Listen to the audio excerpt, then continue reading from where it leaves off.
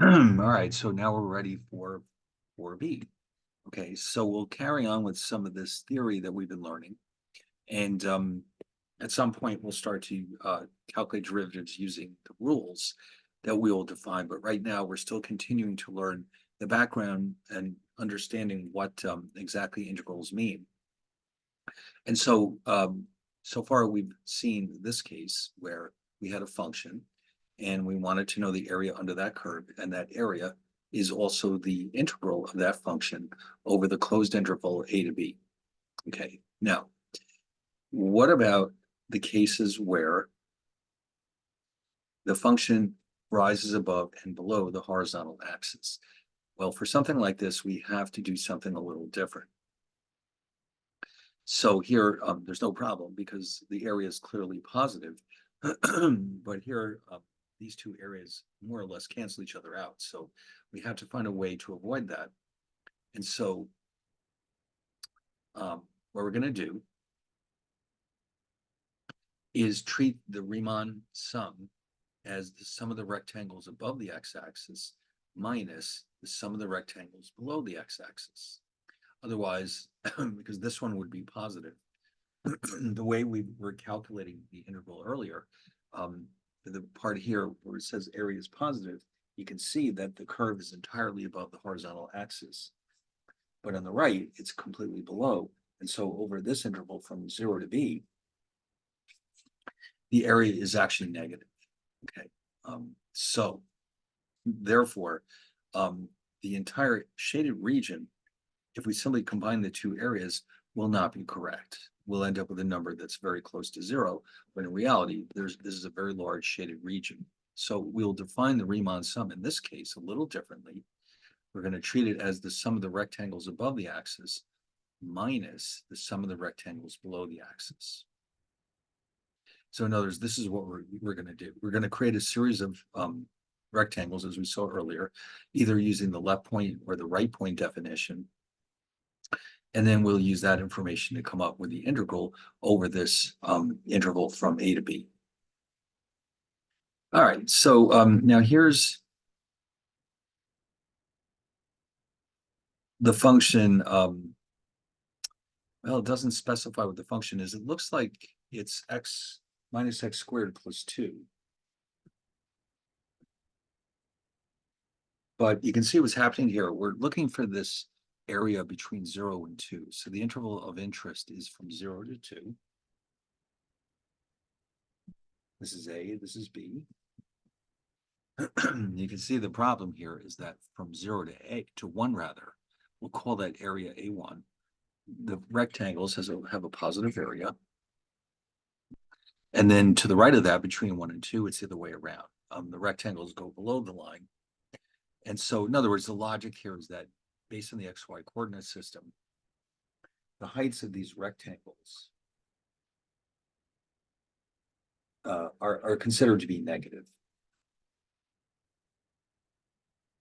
Up here, the heights are positive, of course. The widths are always positive. That's never going to change. So it looks like the two of them largely would offset each other if we don't take this into account. So we just simply combine all the rectangles that we see here, we'll end up with a total that's very close to 0. So that's not what we want. So that means what we're essentially doing is breaking this up into two regions between 0 and 1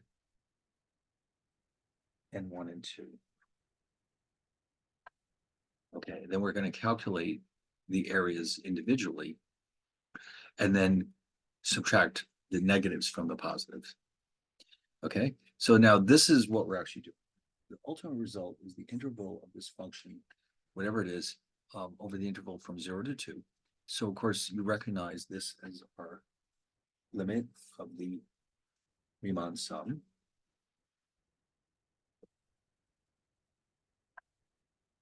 And we end up with A1 minus A2. Okay, so we call this, sometimes you see that, hear this thing called the net signed area, meaning that you could think of it as the absolute value of A1 plus the absolute value of A2. Okay, but formally we're calculating it as A1 minus A2. So let's look at another example of this. So we have f of x equals 2x and the x-axis. So we're looking at the area between them over the interval from -3 to +3. And you can see, once again, we run into this problem where we have a negative area and a positive area. Okay, now the two areas will be equal to each other except for the sign.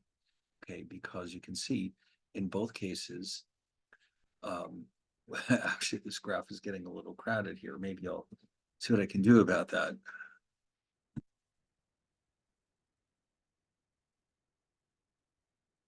That's better. Okay, so we'll start here.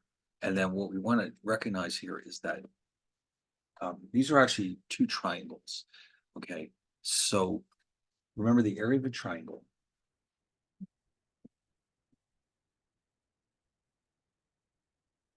is 1/2 of the base times the height. This would be the base. This would be the height.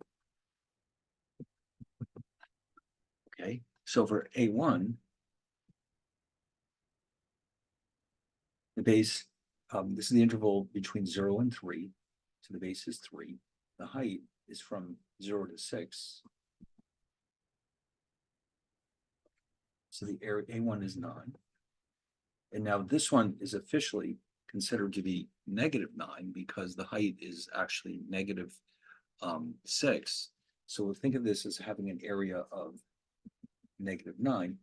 So the integral, which is what we're looking for, over that range from -3 to +3, if we count that as A1 minus A2, we end up with A9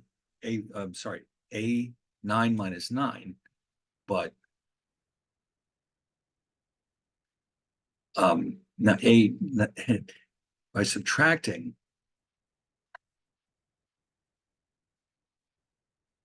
we end up with sum of the two, which is 18.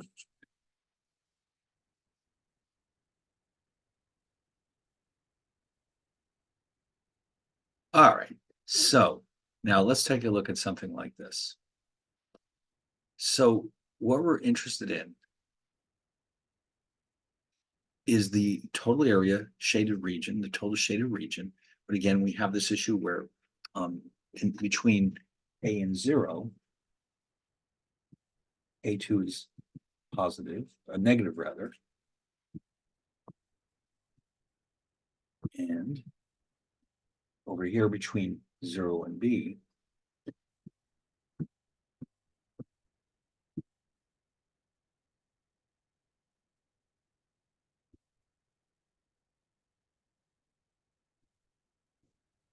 A1 is positive.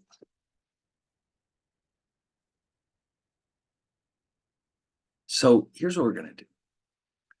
What we're basically doing is, as I mentioned before, we're taking the absolute values of the two and adding them up. Now there's the actual integral here, includes everything that is shaded there. And so the only way we can achieve that is to take the absolute values and add them up. Okay, we can subtract the -1, but I think it's easier to think about it as simply taking the absolute value of the sum, which means we end up with 18. Okay, so anyway, the definite interval. Now remember, we said before, there are two types of integrals. The indefinite type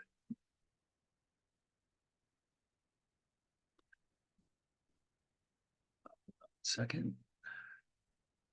So we have an indefinite integral.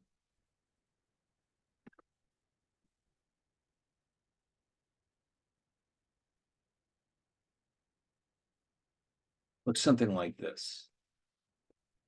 Okay. In other words, you don't see any range listed there, which means it covers the entire real number line. The definite integral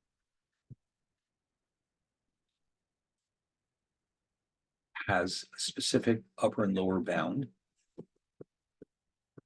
which means we're only looking at this region here. Okay, up here, it's the whole thing. We can't even draw it properly because we need to show the entire real number line, but there's no starting and finishing point. It's the entire function. Anyway, that being the case, we're going to start by considering some key properties of the definite integral. And you'll notice here that the upper and lower limits are both the same. It's A. Okay, so that formally is going to have an integral of 0. Now, in terms of geometry, the reason for that is because the base, remember before we were calculating the areas of rectangles, the base times the height equals the area.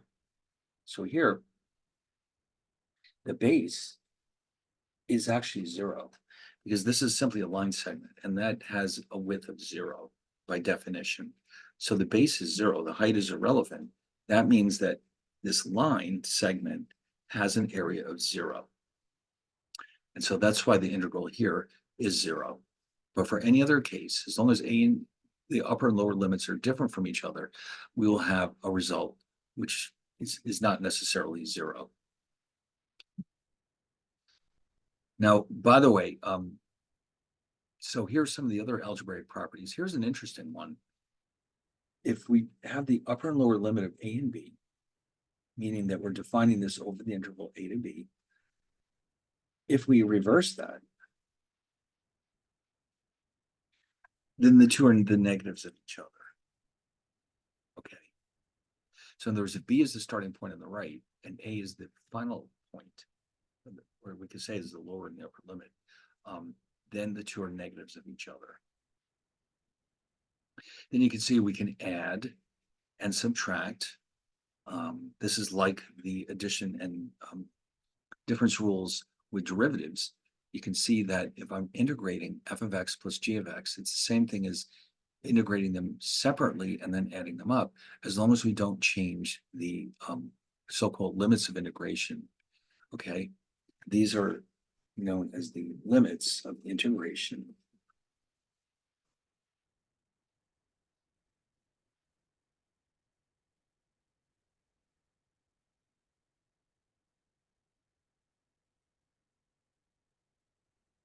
All right, A and B, we call them sometimes the limits of integration, but we can't change them. Okay, in other words, don't mess around with them like we did up here because that changes the sign. All right, so it's important that these are both the same, and if so, then we can write this sum as the sum of two individual integrals, and down here the same thing holds for subtraction, of course. Constants, the integral of a constant is 0. Okay, so therefore we can just simply factor the c out of this integral, and the key detail here is that these are the same thing. C, the integral of c f of x dx is the same thing as c times the integral of f of x dx. Now here's an interesting one. We can break up this integral into two separate parts.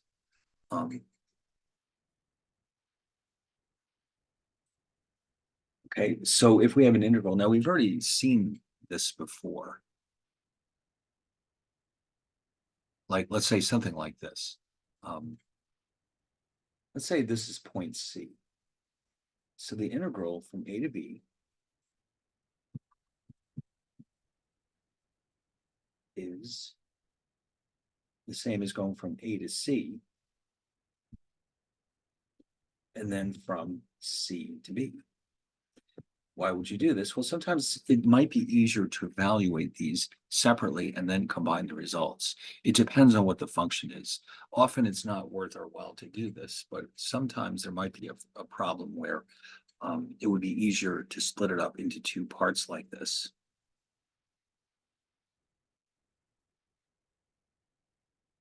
So, and by the way, you can see that this is comparable. I think I mentioned this a couple of times. That integral sign is intended to represent an infinite sum.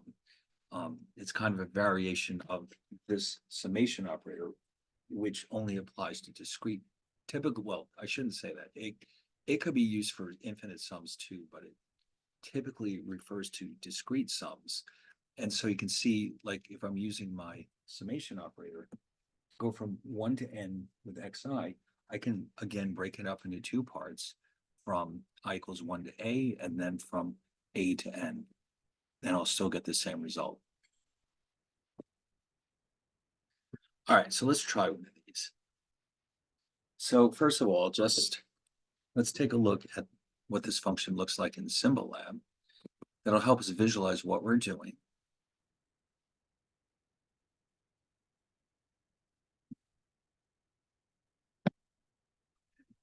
Now, Symbolab, here it is. Sometimes you have to really hunt for the functions in Symbolab. Sometimes you don't. There's no real rhyme or reason to it. I just realized, oh no, this is not what I wanted. We're going from -2 to +1.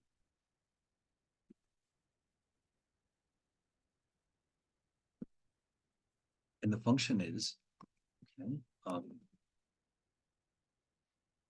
-3x cubed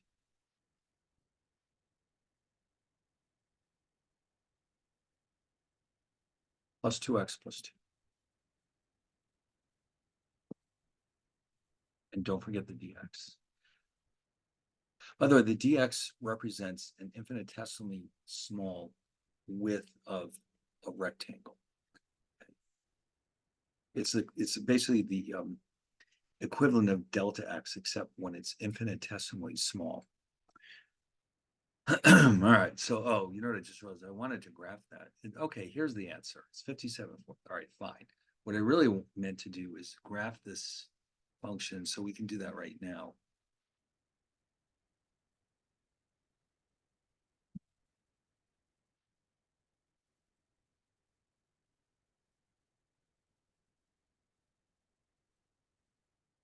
All right, let's see what it looks like. Remember, we're looking for the range between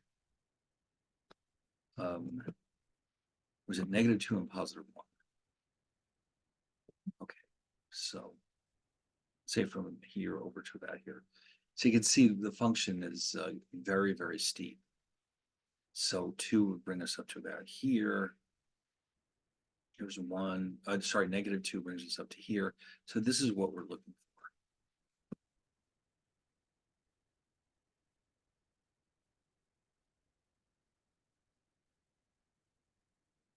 Okay. So with this one, I zoomed in a little closer, but you can see it's the same function. So it is 57/4, but let's see why. So what we did was break it up into 3 terms. And what I've also done is sort of skipped a step here. I moved the -3 out here.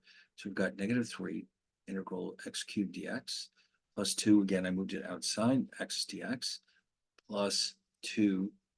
So that's a constant. So all that's on the inside of this integral at the end is dx. And of course, in each case, the limits of integration are from -2 to +1. Now, here's the part. This is our first rule. I'm going to show it to you now because we're going to need it. We're going to use this so often. And that would be this. The integral of x to the n dx, let me just put it up here, is x to the n plus 1 over n plus 1. And then, of course, don't forget about the c. For every integral, we always add that plus c to remind ourselves that when we differentiate what's on the right-hand side, the c will go to 0. Okay, but it's implicitly there. Now, if you notice, we can't allow n to be -1. That has a separate rule. But for every other case, we can use this power rule. So that implies that we're going to have here. So, by the way, I just want to introduce some notation here. The integral for the first term, x cubed, based on the power rule, is x to the 4th over 4. But because this is a definite integral, we want to make sure we remember that we're meant to only apply this between -2 and 1. So one of the more common ways of doing this is to write it like this. Okay, so then we'll do it for the second term. Based on this power rule we're seeing up here, this is x to the first power, which means according to the power rule, this should be x squared over 2. And then the integral of dx is just x. Now, you notice, so far I haven't put any c's in there. We're saving it to the end. In other words, all the c's can be consolidated into a single constant. Now, what comes next? Well, we have to evaluate what we've done over the interval from -2 to 1. So what we have to do is this.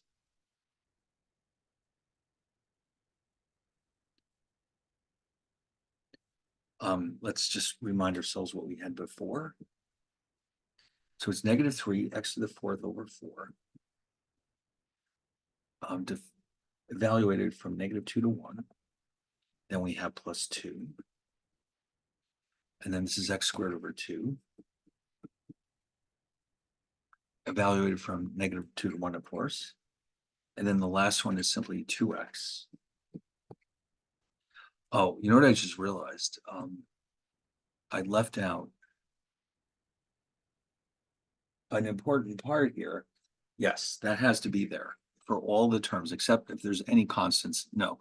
But for anything else, we do need to show that the limits of integration are -2 to +1. So let's get that straight here.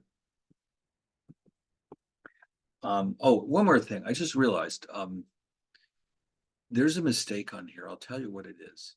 Let me just mention this. I'll put it on this slide. When evaluating a definite,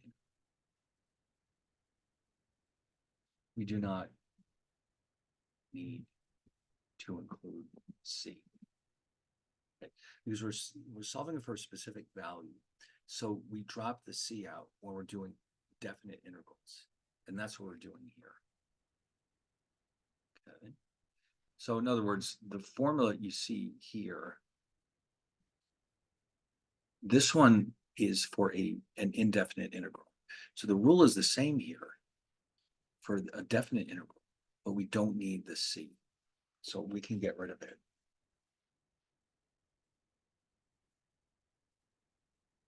So that means this is as far as we need to go. All right, so now here's what we're going to do. The first one,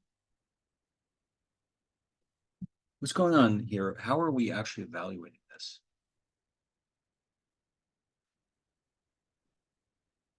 Well, what we're doing is this. We're going to replace the x with 1, and then we will, from that, we will subtract the evaluation of this same term when x is equal to -2. Okay, so in other words, what have I just done? I've evaluated this ratio when x equals 1 here.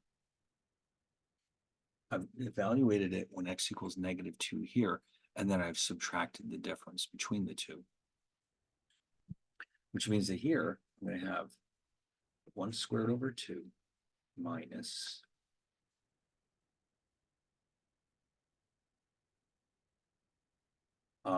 minus 2 squared over 2. And then this last one will be 2 times 1 minus 2. All right, now that's the important part.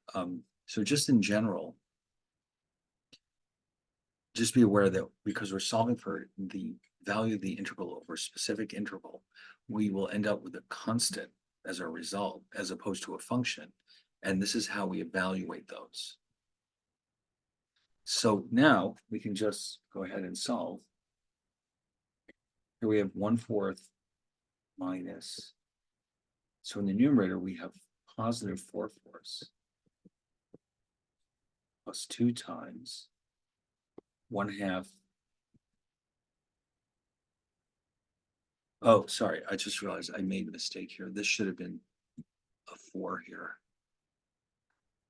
That helps. That helps a lot. Yes. Okay, so what do we actually have here? So 2 to the negative 2 to the 4th is 16. All right, then here 2 times 1/2 minus 4/2 plus 2 times 1 minus 2 is 1 plus 2. And then we can go on to the next slide.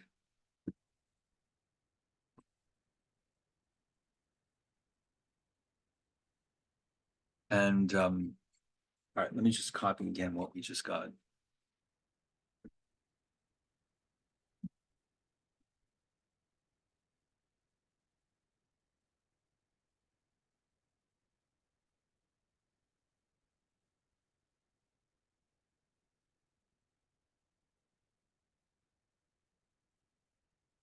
All right, so what does that leave us with? So this term we have minus 15/4. We have minus 3/2. Here we have 2 times 3.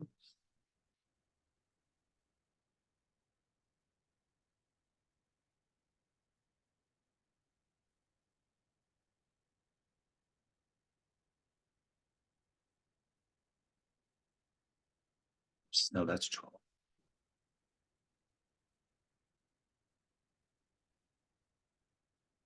And then here we have 24/4. So that adds up to 57/4. There it is. Okay, so this is what the correct solution is. This is the actual value of the area under this curve between -2 and +1. That is therefore the definite integral of this function between -2 and +1.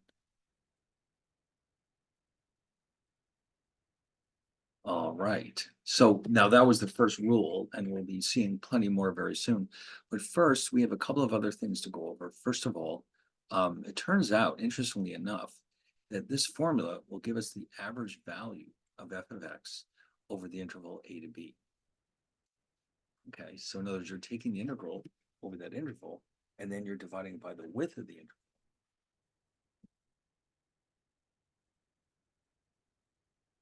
And you have your result. Okay, so in other words, this is the total area, and then the whole thing is the average area. Now, I can't think of any applications off the top of my head, but it's good to know that we can do this.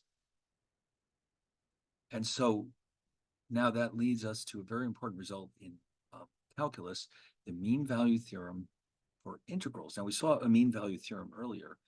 This one specifically applies to the mean value theorem for integrals. And what it basically says is that if we have a continuous function over a closed interval,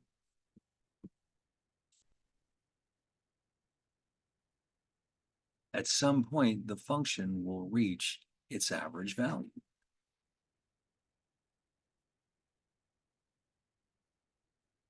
So let's say f of c is the average of this function over that interval.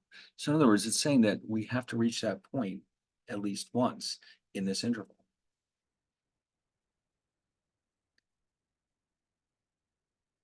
So, or more formally, we're saying that if f of x is continuous over a closed interval a to b, there's at least one point c in this interval such that f of c equals the average value.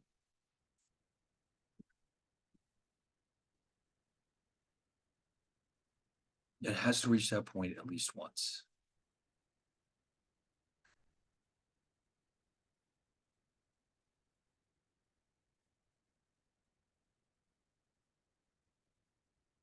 Or, you know, if you want to rewrite it algebraically, you can write it like this.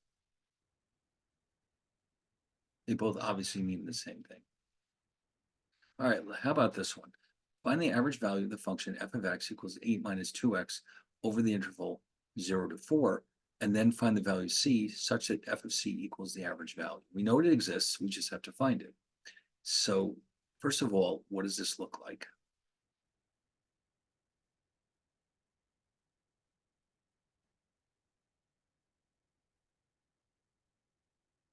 All right, well, we know this is just a simple linear function, 8 minus 2x.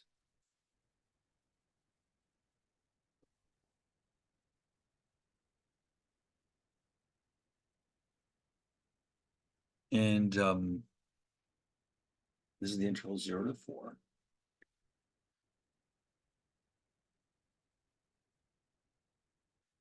And so what we want to know, first let's figure out the average value. So again, we're looking at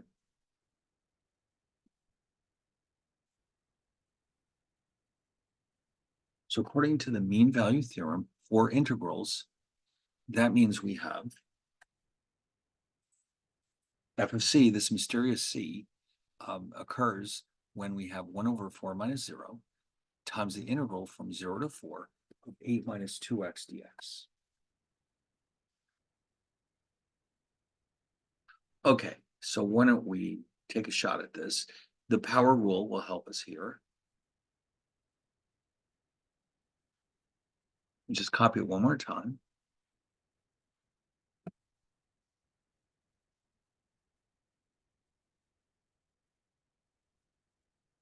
All right, well, first of all, we obviously have 1/4 out here. So here's what we can do.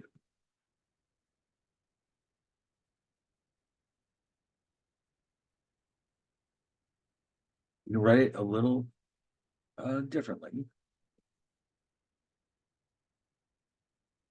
So we can take advantage of the power rule. So remember, we did say that the integral of dx is x. If it's an indefinite integral, then there's a c. If not, there's no c. So here we can rewrite this part as 8x. Remember, this is being evaluated from 0 to 4. And again, the power rule tells us that this will be, and here there's an implied 1, so this is actually x squared over 2, again evaluated from 0 to 4.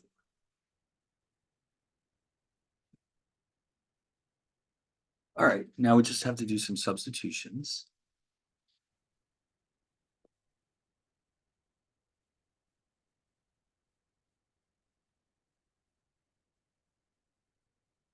Now I'll just copy it. Sometimes it lets me, rewrite it, but sometimes it doesn't. All right, so again, we have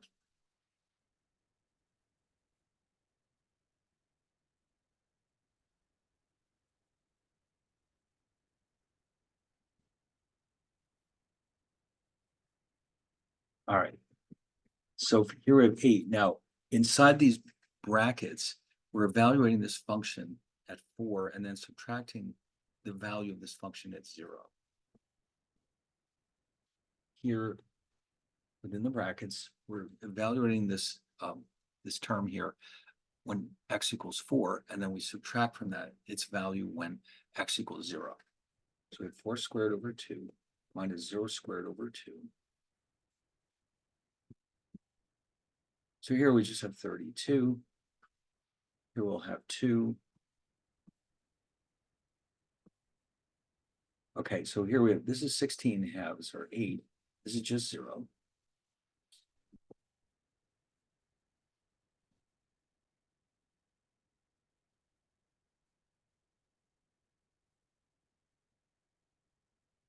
And that's 4. So the average value over that interval is 4. That's the first part. So if you look at this graph, it kind of makes sense because if you look at it, it's a triangle.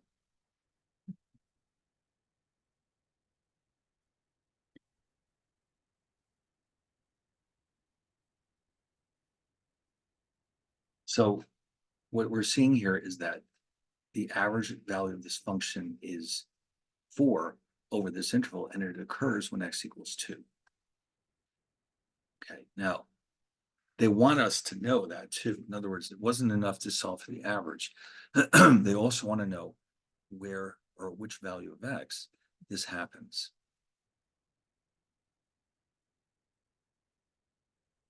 Okay. Now, by the way, this could have been done with geometry too. I mean, we didn't have to use integrals, but it's good to be able to do it in different ways. So, yeah, I mean, this is just what I got through doing. So you can see, yes, it's going to be the average is 4, and that occurs when c equals 2. Now, what if we weren't sure? I mean, we got the answer of 4. That means that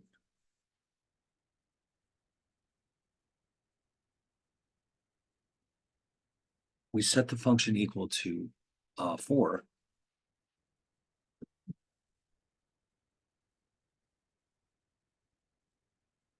And that would have given us the x if we didn't know. I mean, here it's pretty obvious from the graph.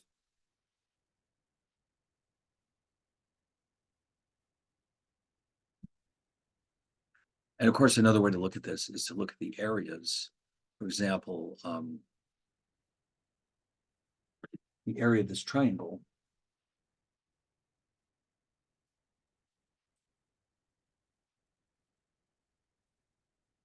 One half base times height. Here's your base. Here's your height.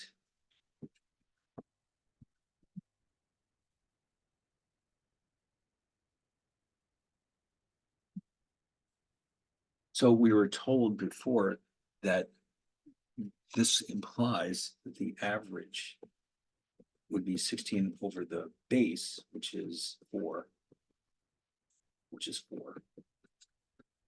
And that's what we got.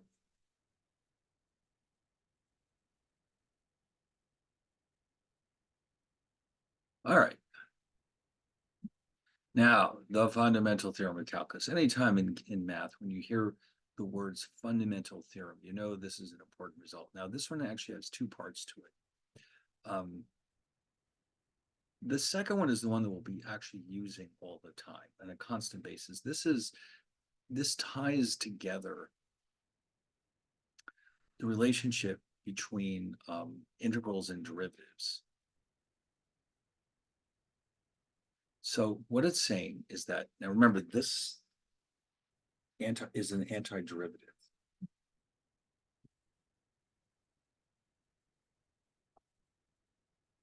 So what it's saying is that the integral over, let's say, here's our function.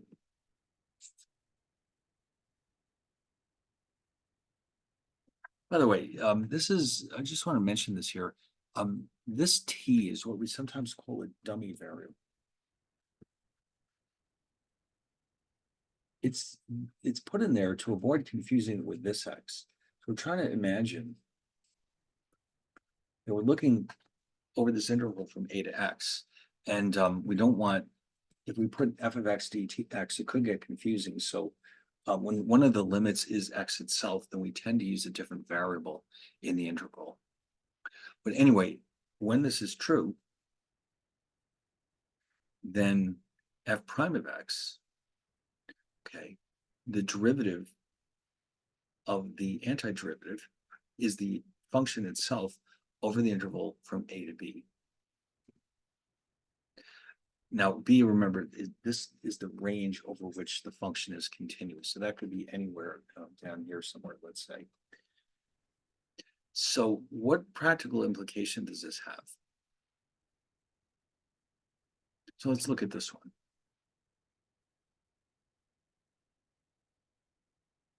So this is the starting point. G prime of x equals this function over the interval a to b.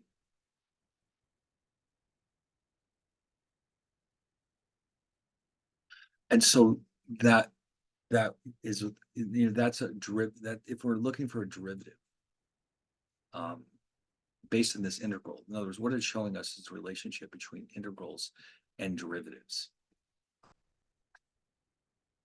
But what we really, the second part of this, we're really going to take advantage of. We're going to see this on a regular basis because this is going to help us understand how to calculate definite integrals. And here's how it works. The area between A and B, or which we calculate with the integral, is equal to the antiderivative of B minus the evaluated at B minus the antiderivative evaluated at A. So you might say, well, how does this help us? Okay, let's take a look at an example. So we're evaluating this function.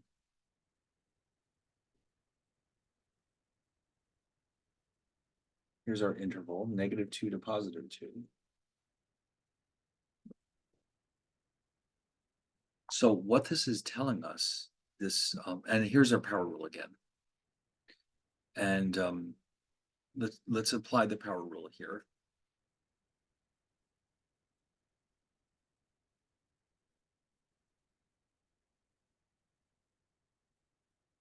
If it's an indefinite integral, we need the c. If it's not, here, this is a definite integral, so we don't need the c.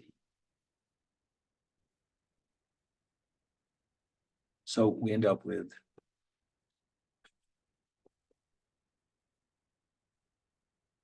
x³/3, but now because it's a definite integral, we're evaluating it between these 2 points.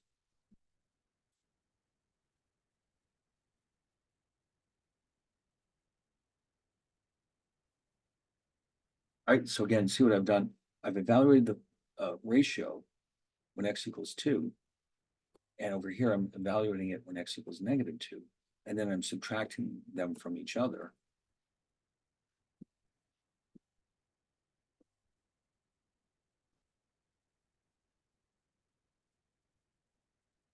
To come up with 16/3.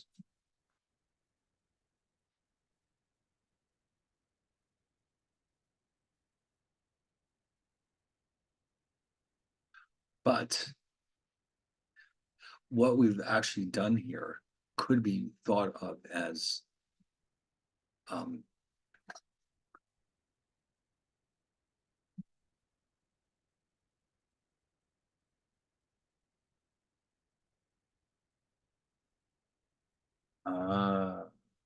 okay.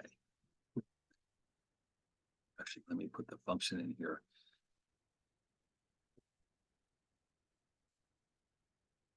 So when we went through this process, when you take the integral, you've got, this is your antiderivative, x³/3. So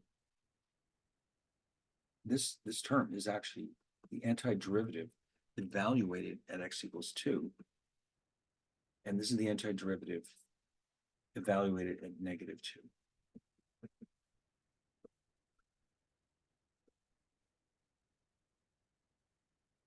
That's what you're actually doing with this rule.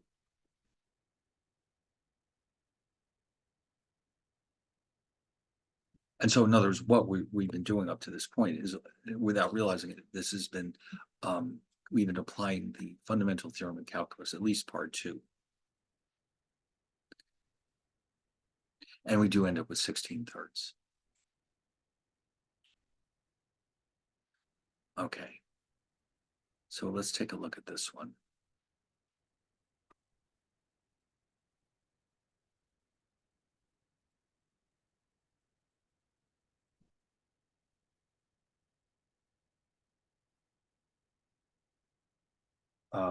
Actually, let me simplify it even further.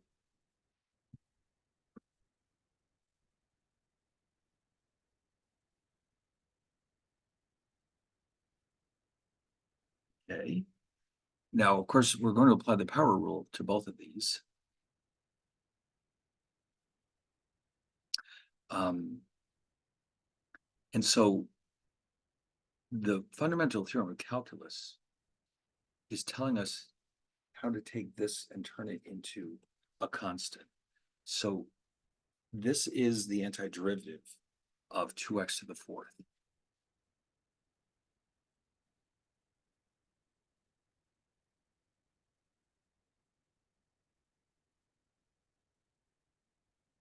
This one is the antiderivative of 3x cubed. So what you're actually doing here is going to be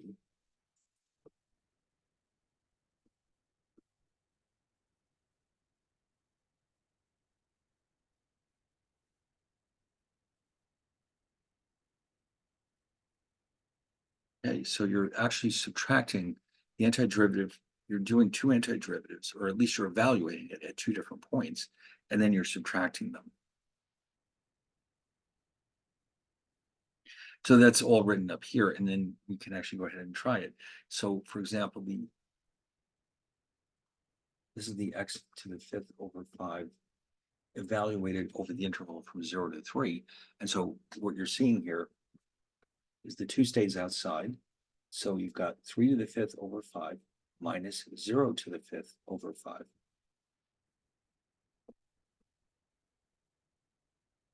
Okay, and then over here, since we ended up with 3 times x to the fourth over 4,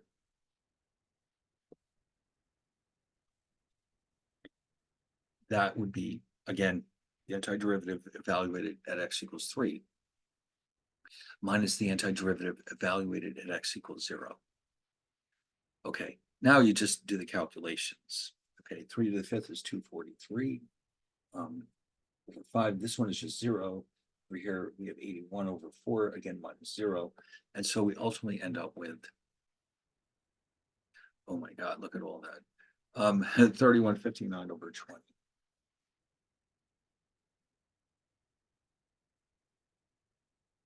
All right, now here's a fun one. This one is based on an exponential function. So it turns out that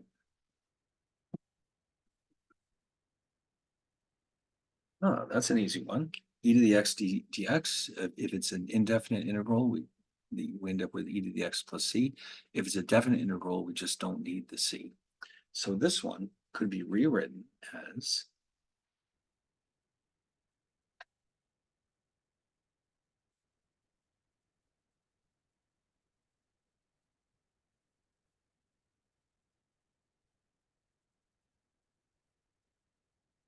okay. And so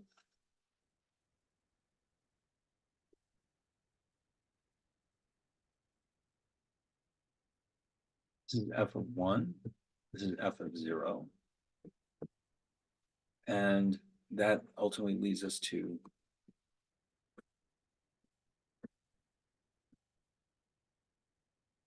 three e minus 3.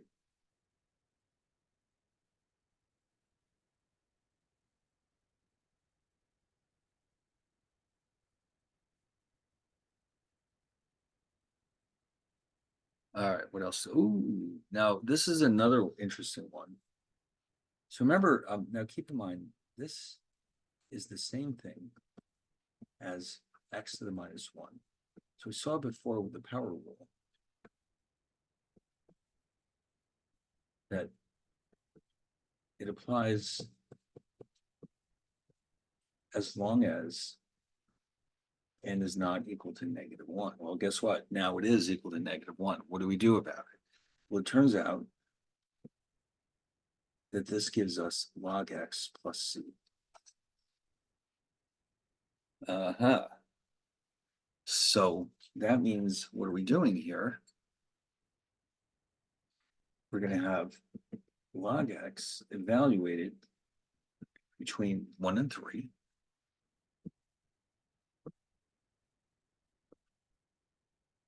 Now, the natural, any log of 1 is just 0. So this is our final answer, but this is f of 3, and this is f of 1.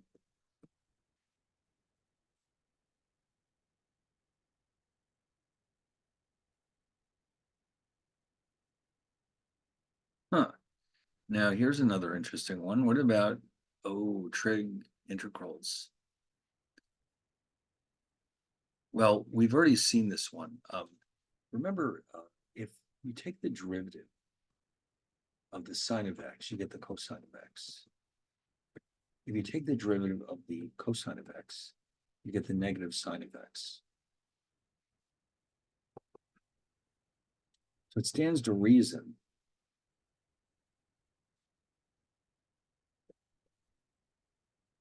that this integral is just negative cosine of x. And that's the way it works, yes. So the integral of sine x is negative cosine of x. So therefore, you're going to have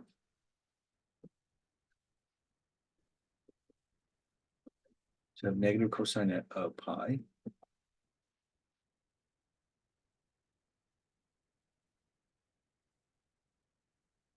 And this is our f. It's actually a pi.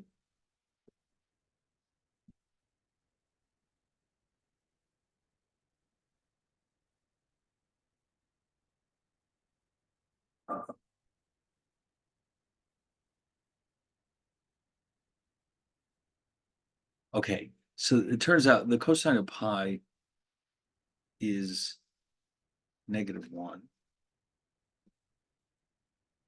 And the cosine of 0 is 1. And that leaves us with 2.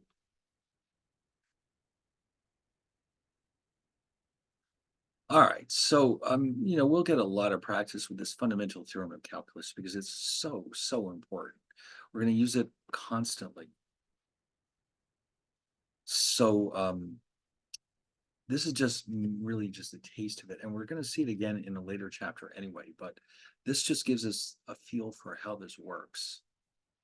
And so far, we've only actually seen a few rules, by the way. That will change very soon. There's quite a few rules for integration.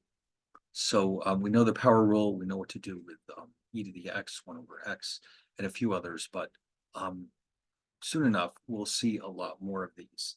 So we still have for C and D to cover. Let's just go open up and take a peek at C.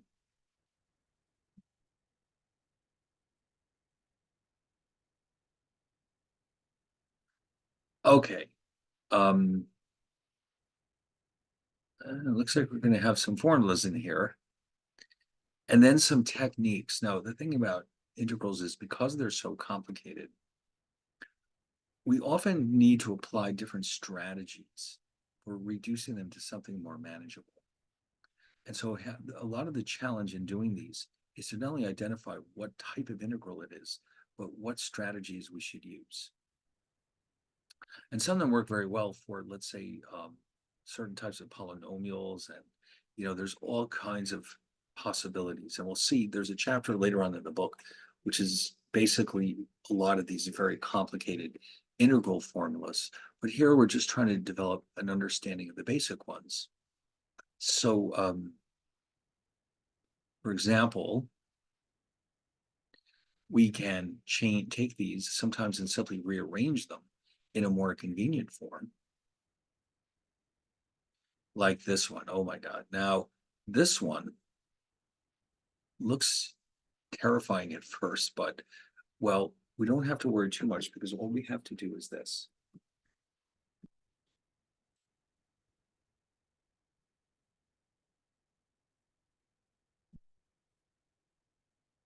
Now that still looks pretty rough, but what we should probably do is rewrite these radicals. So keep in mind, radical x is x to the 1/2. So if that's the case, then x times radical x would be x to the 3/2 power. So let's rewrite this.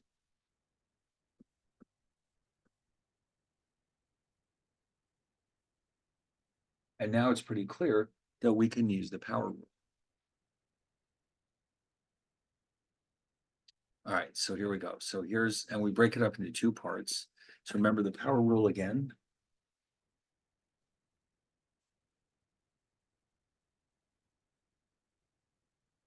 Whoops, sorry, no.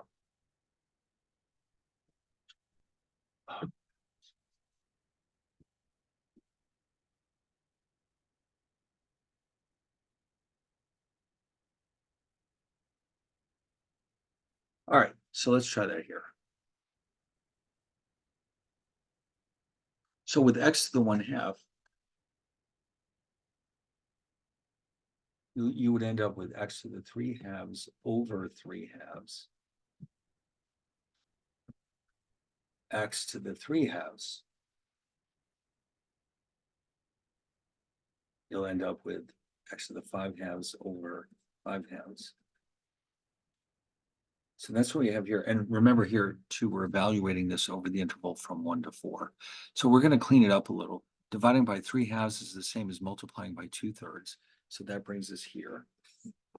And then dividing by 5/2 is the same thing as multiplying by 2/5. And now it's still kind of messy, but we now just need to apply the fundamental theorem of calculus to evaluate this. So what you're going to end up here is f of 4 minus f of 1. Okay, so let's do that.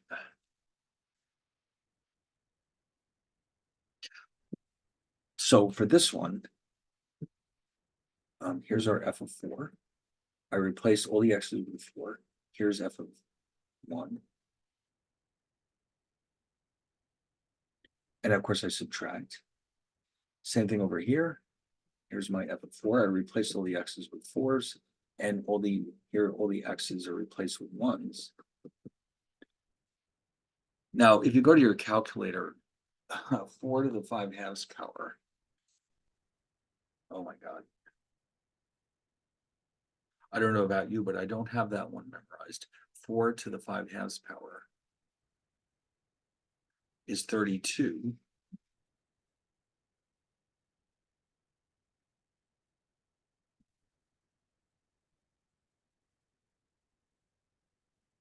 Um, 4 to the 3/2 power is 8. Of course, the others you wouldn't have to worry about. 1 raised to any power is just 1. So we end up here with 16/3 minus 2/3 plus 64/5 minus 2/5. And when we're done, we end up with 256 over 15. So basically, this one wasn't that difficult. We had to recognize that really all you're doing is distributing this term across these two, and then you're left with two terms that can be easily evaluated with the power rule. Sometimes it doesn't work out so easily, and we have to try something else. So anyway, then the net change theorem shows that, and we'll see this in a second, when a quantity changes, the new value of the function equals the original value plus the integral of the rate of change. So let me just show you what that means. I think you'll agree the second expression is much more straightforward than the first. If you integrate, I mean, this is the function. Remember, we saw that f prime of x equals f of x. So therefore, really nothing is different here. It's just that it's a different way you could maybe solve for a problem, either using this approach or this approach. All right, here's a quick example. An engine is turned on at time t equals 0, and the consumption of gas is 5 minus t cubed for the first hour. How much gas is used during that time? So by calling it, or only looking at the time from when we first turn on the engine to the first hour, that implies that this is what we're doing.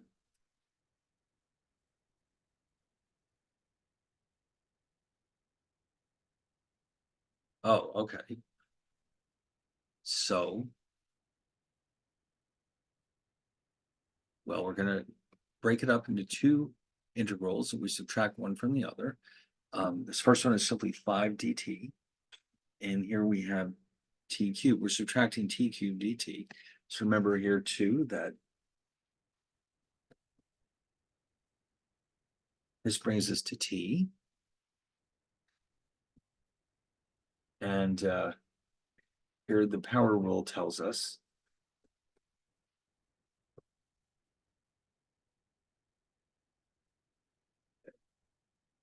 so anyway, so the constants go on the outside, of course. And so the integral of this is simply t. Now, of course, we have to evaluate it from 0 to 1 using the fundamental theorem of calculus. Over here, this becomes t to the fourth over 4, again, evaluated from 0 to 1. So let me just copy this so you can see it again on the next slide. All right, so this is f of 1, f of 0. So basically all you're doing is replacing here t with a 1 and here t with a 0. And here we have f of 1. So in other words, it's 1 to the fourth over 4 minus 0 over 4. And we ultimately end up with 19 over 4.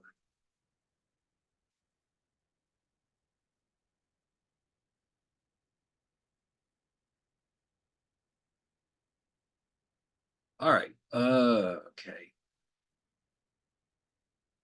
So now what we're going to do, I just want to quickly remind you, somewhere along the way, we defined the idea of an even function and an odd function.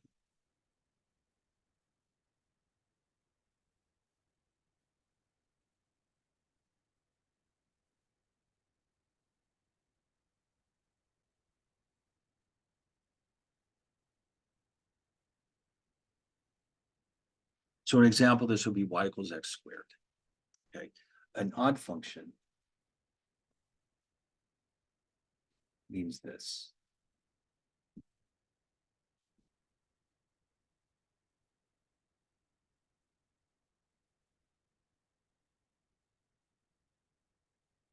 And so an example of this would be y equals x cubed.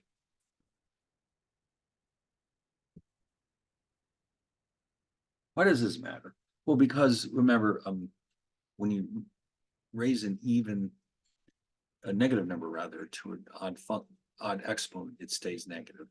Not so with the even function. So what we're going to do, and by the way, here's the graphs. This is of course y equals x squared.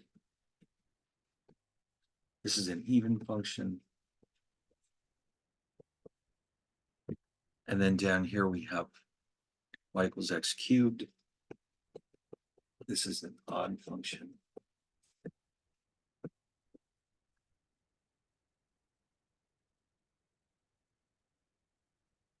So what the reason why we're bringing this up now is because what we're going to do when we integrate these is depending on whether we have an even or an odd function.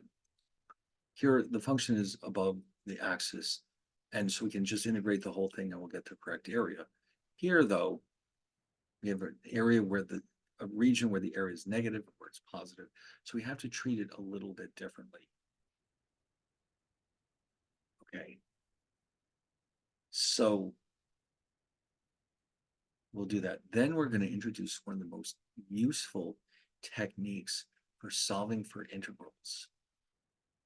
The so-called method of substitution, which you're essentially reversing the chain rule that we use for derivatives. Okay, so think of it as like reverse engineering the chain rule. And once you see how powerful this is, I think you'll agree this is a hugely helpful technique to know when we solve for integrals. Okay, and then we'll learn some other techniques as well, but I think we'll stop right here.